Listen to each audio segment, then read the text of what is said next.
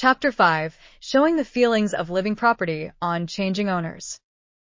Mr. and Mrs. Shelby had retired to their apartment for the night. He was lounging in a large easy chair, looking over some letters that had come in the afternoon mail, and she was standing before her mirror, brushing out the complicated braids and curls in which Eliza had arranged her hair, for, noticing her pale cheeks and haggard eyes, she had excused her attendance that night and ordered her to bed.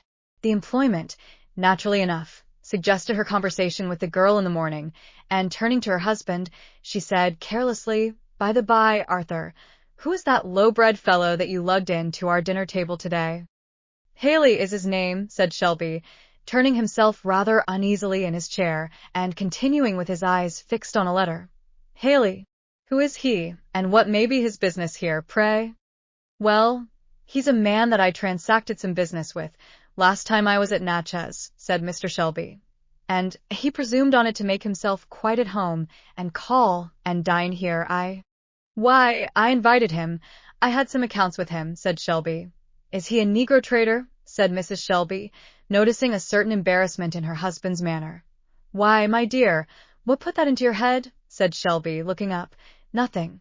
Only Eliza came in here, after dinner, in a great worry, crying and taking on, and said you were talking with a trader, and that she heard him make an offer for her boy. The ridiculous little goose." "She did, hey?" said Mr. Shelby, returning to his paper, which he seemed for a few moments quite intent upon, not perceiving that he was holding it bottom upwards. "It will have to come out," said he mentally, "as well now as ever." "I told Eliza," said Mrs. Shelby, as she continued brushing her hair, "that she was a little fool for her pains, and that you never had anything to do with that sort of persons. Of course, I knew you never meant to sell any of our people, least of all to such a fellow." "Well, Emily," said her husband, "so I have always felt and said, but the fact is that my business lies so that I cannot get on without. I shall have to sell some of my hands." "To that creature? Impossible! Mr. Shelby, you cannot be serious." "I'm sorry to say that I am," said Mr. Shelby. "I've agreed to sell Tom." "What? Our Tom? That good, faithful creature? Been your faithful servant from a boy." "Oh, Mr. Shelby, and you have promised him his freedom, too. You, and I have spoken to him 100 times of it." "Well, I can believe anything now. I can believe now that you could sell little Harry, poor Eliza's only child," said Mrs. Shelby, in a tone between grief and indignation. "Well, since you must know all, it is so. I have agreed to sell Tom and Harry both, and I don't know why I am to be rated, as if I were a monster, for doing what everyone does every day." "But why, of all others, choose these?" said Mrs. Shelby. "Why sell them, of all on the place, if you must sell it all?" "Because they will bring the highest sum of any, that's why." "I could choose another if you say so." "The fellow made me a high bid on Eliza, if that would suit you any better," said Mr. Shelby. "The wretch," said Mrs. Shelby vehemently. "Well, I didn't listen to it a moment. Out of regard to your feelings, I wouldn't. So give me some credit." "My dear," said Mrs. Shelby, recollecting herself, "forgive me. I have been hasty. I was surprised and entirely unprepared for this. But surely you will allow me to intercede for these poor creatures. Tom is a noble-hearted, faithful fellow, if he is black. I do believe, Mr. Shelby, that if he were put to it, he would lay down his life for you." "I know it, I dare say. But what's the use of all this? I can't help myself. Why not make a pecuniary sacrifice? I'm willing to bear my part of the inconvenience." "Oh, Mr. Shelby, I have tried most faithfully, as a Christian woman should, to do my duty to these poor, simple, dependent creatures. I have cared for them, instructed them, watched over them, and know all their little cares and joys for years. And how can I ever hold up my head again among them, if, for the sake of a little paltry gain, we sell such a faithful, excellent, confiding creature as poor Tom, and tear from him in a moment all we have taught him to love and value? I have taught them the duties of the family, of parent and child, and husband and wife, and how can I bear to have this open acknowledgment that we care for no tie, no duty, no relation, however sacred, compared with money? I have talked with Eliza about her boy, her duty to him as a Christian mother, to watch over him, pray for him, and bring him up in a Christian way. And now what can I say? If you tear him away and sell him, soul and body, to a profane, unprincipled man, just to save a little money?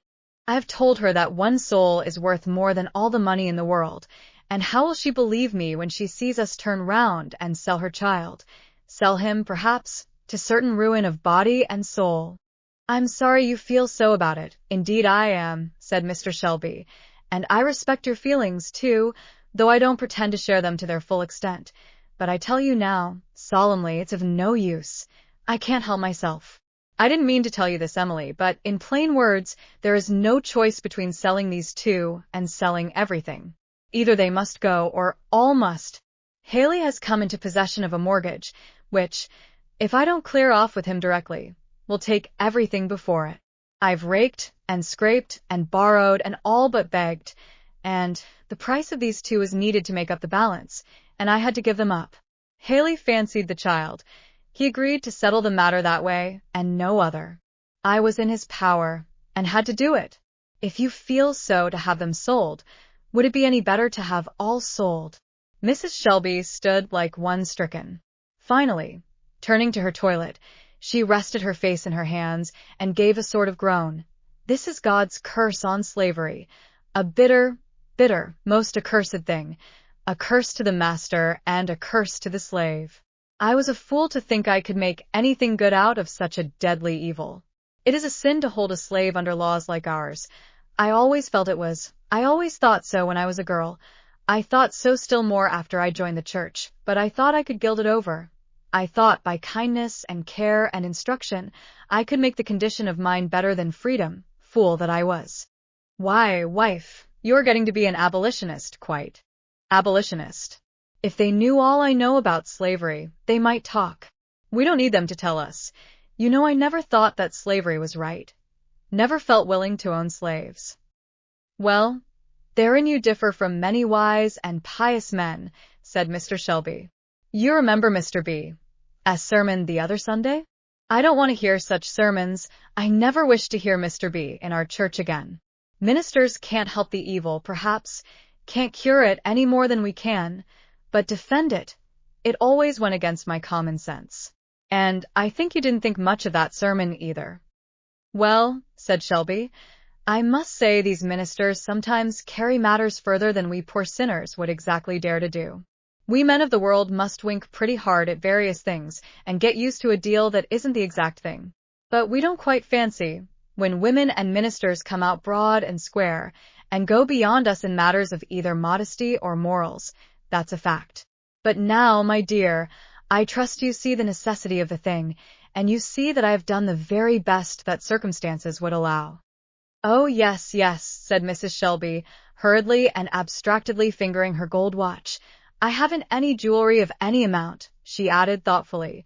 But would not this watch do something? It was an expensive one when it was bought.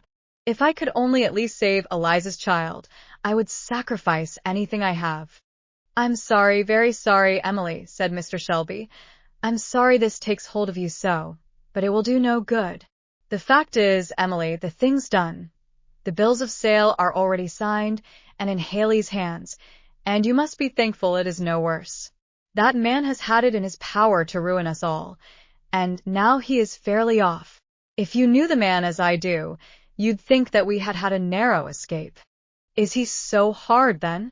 Why, not a cruel man, exactly, but a man of leather, a man alive to nothing but trade and profit, cool and unhesitating and unrelenting, as death and the grave.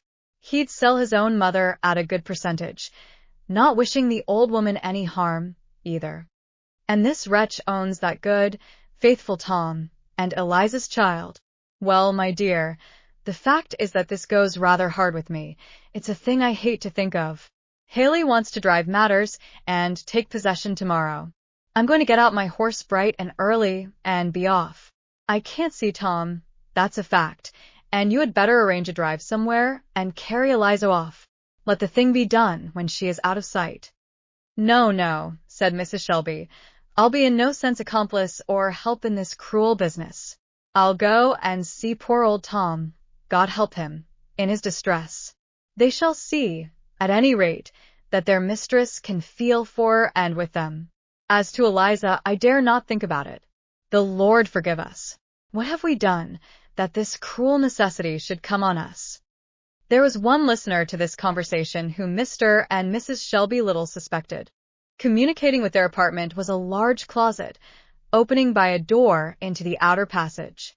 When Mrs. Shelby had dismissed Eliza for the night, her feverish and excited mind had suggested the idea of this closet, and she had hidden herself there, and, with her ear pressed close against the crack of the door, had lost not a word of the conversation. When the voices died into silence, she rose and crept stealthily away.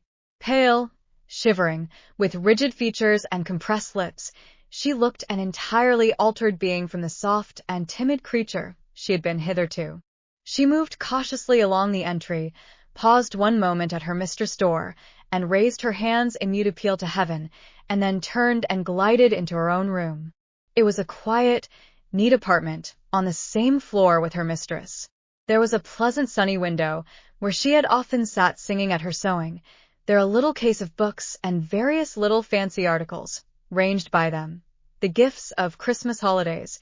There was her simple wardrobe in the closet and in the drawers. Here was, in short, her home, and, on the whole, a happy one it had been to her.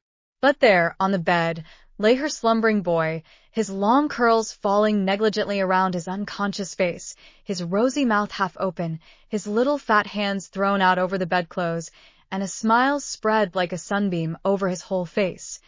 Poor boy! Poor fellow, said Eliza. They have sold you, but your mother will save you yet. No tear dropped over that pillow. In such straits as these, the heart has no tears to give. It drops only blood, bleeding itself away in silence. She took a piece of paper and a pencil and wrote, hastily, Oh, Mrs. Dear Mrs. Don't think me ungrateful. Don't think hard of me, anyway. I heard all you and Master said tonight. I am going to try to save my boy. You will not blame me. God bless and reward you for all your kindness. Hastily folding and directing this, she went to a drawer and made up a little package of clothing for her boy, which she tied with a handkerchief firmly round her waist, and so fond is a mother's remembrance that, even in the terrors of that hour, she did not forget to put in the little package one or two of his favorite toys, reserving a gaily painted parrot to amuse him when she should be called on to awaken him.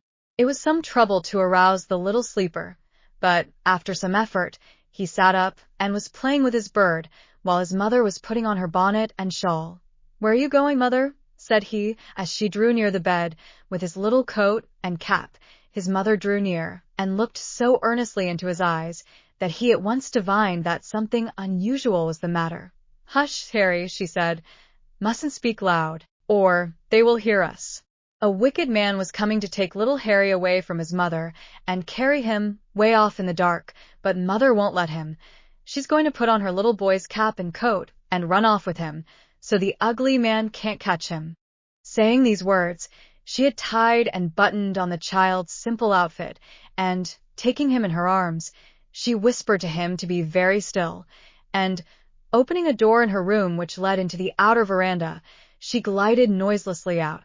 It was a sparkling, frosty, starlight night, and the mother wrapped the shawl close round her child, as, perfectly quiet with vague terror, he clung round her neck. Old Bruno, a great Newfoundland, who slept at the end of the porch, rose, with a low growl, as she came near. She gently spoke his name, and the animal, an old pet and playmate of hers, instantly, wagging his tail, prepared to follow her, though apparently revolving much, in this simple dog's head, what such an indiscreet midnight promenade might mean. Some dim ideas of imprudence or impropriety in the measure seemed to embarrass him considerably, for he often stopped, as Eliza glided forward, and looked wistfully, first at her and then at the house, and then, as if reassured by reflection, he pattered along after her again. A few minutes brought them to the window of Uncle Tom's cottage, and Eliza, stopping, tapped lightly on the window pane. The prayer meeting at Uncle Tom's had, in the order of him singing, been protracted to a very late hour, and as Uncle Tom had indulged himself in a few lengthy solos afterwards, the consequence was that, although it was now between 12 and 1 o'clock, he and his worthy helpmeet were not yet asleep. "Good Lord! What's that?" said Aunt Chloe, starting up and hastily drawing the curtain. "My sakes alive, if it ain't Lizzie! Get on your clothes, old man, quick. There's old Bruno, too, a pawing round. What on earth?" "I'm gwine to open the door." And suiting the action to the word, the door flew open, and the light of the tallow candle, which Tom had hastily lighted, fell on the haggard face and dark, wild eyes of the fugitive. "Lord bless you! I'm skeered to look at ye, Lizzie. Are ye tuck sick? Or what's come over ye?" "I'm running away, Uncle Tom and Aunt Chloe, carrying off my child. Master sold him." Eliza comes to tell Uncle Tom that he is sold, and that she is running away to save her child. "Sold him?" echoed both, lifting up their hands in dismay. "Yes, sold him," said Eliza firmly. "I crept into the closet by Mr. Store tonight, and I heard Master tell Missus that he had sold my Harry and you, Uncle Tom, both, to a trader, and that he was going off this morning on his horse, and that the man was to take possession today." Tom had stood, during this speech, with his hands raised, and his eyes dilated, like a man in a dream. Slowly and gradually, as its meaning came over him, he collapsed, rather than seated himself, on his old chair, and sunk his head down upon his knees. "The good Lord have pity on us," said Aunt Chloe. "Oh, it don't seem as if it was true. What has he done, that Mossar should sell him?" "He hasn't done anything. It isn't for that. Master don't want to sell, and Mrs. she's always good. I heard her plead and beg for us, but he told her 't was no use, that he was in this man's debt, and that this man had got the power over him, and that if he didn't pay him off clear, it would end in his having to sell the place and all the people and move off.' Yes, I heard him say there was no choice between selling these two and selling all. The man was driving him so hard. Master said he was sorry, but oh, Mrs., you ought to have heard her talk. If she ain't a Christian and an angel, there never was one. I'm a wicked girl to leave her so, but, then, I can't help it," she said, herself. "One soul was worth more than the world, and this boy has a soul, and if I let him be carried off, who knows what'll become of it? It must be right, but if it ain't right, the Lord forgive me, for I can't help doing it." "Well, old man," said Aunt Chloe, "why don't you go too? Will you wait to be toted down river, where they kill niggers with hard work and starving? I'd a heap rather die than go there, any day. There's time for ye. Be off with Lizzie. You've got a pass to come and go any time. Come, bustle up, and I'll get your things together." Tom slowly raised his head, and looked sorrowfully but quietly around, and said, "No, no, I ain't going. Let Eliza go. It's her right. I wouldn't be the one to say no. 'Tant a natur for her to stay, but you heard what she said. If I must be sold, or all the people on the place and everything go to rack, why, let me be sold. I suppose I can bar it as well as any on 'em," he added, while something like a sob and a sigh shook his broad, rough chest convulsively. "Mossar always found me on the spot. He always will. I never have broke trust, nor used my pass no ways contrary to my word, and I never will. It's better for me alone to go, than to break up the place and sell all. Mossar ain't to blame, Chloe, and he'll take care of you and the poor." Here he turned to the rough trundled bed full of little woolly heads, and broke fairly down. He leaned over the back of the chair, and covered his face with his large hands. Sobs, heavy, hoarse, and loud, shook the chair, and great tears fell through his fingers on the floor. "Just such tears, sir, as you dropped into the coffin where lay your firstborn son. Such tears, woman, as you shed when you heard the cries of your dying babe. For, sir, he was a man, and you are but another man. And, woman, though dressed in silk and jewels, you are but a woman, and, in life's great straits and mighty griefs, ye feel but one sorrow. And now," said Eliza, as she stood in the door, "I saw my husband only this afternoon, and I little knew then what was to come. They have pushed him to the very last standing place, and he told me today that he was going to run away. Do try, if you can, to get word to him. Tell him how I went and why I went, and tell him I'm going to try and find Canada. You must give my love to him, and tell him if I never see him again." She turned away and stood with her back to them for a moment, and then added in a husky voice, "Tell him to be as good as he can, and try and meet me in the kingdom of heaven. Call Bruno in there," she added. "Shut the door on him. Poor beast. He mustn't go with me." A few last words and tears, a few simple adieus and blessings, and clasping her wondering and affrighted child in her arms, she glided noiselessly away.